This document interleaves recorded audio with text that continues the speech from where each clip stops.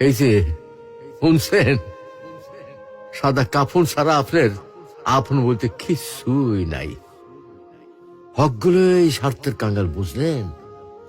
এই স্বার্থ ফুরাই গেলে গা হকগুলি আপনার সাইডে চলে যাবো গা। আর যখন হকগুলি আপনার সাইডে যাইব, তখন দেখবেন আপনার এই সাদা কাফনই একমাত্র আপন হয়ে থাকবো। তা বা কয়দিন কন? আহারে জীবন, কিসের লাইগা এত কিছু করতেছি? এরই নাম কি জীবন? এই আছি, এইটাই ফুটুস ফুটুস। কিছুই তো আমার লোকে কবরে যাইব না। না যাইব আমার শখের মোবাইল ফোনটা, না যাইব আমার শখের গাড়িটা, আর না যাইব আমার শখের বাড়িটা। কিছুই সাথে যাইব না।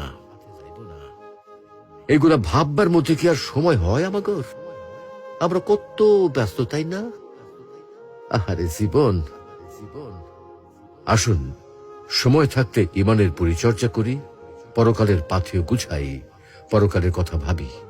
আল্লাহ আমাদেরকে ইমান চর্চা তৌফিক দান করুন। আমিন।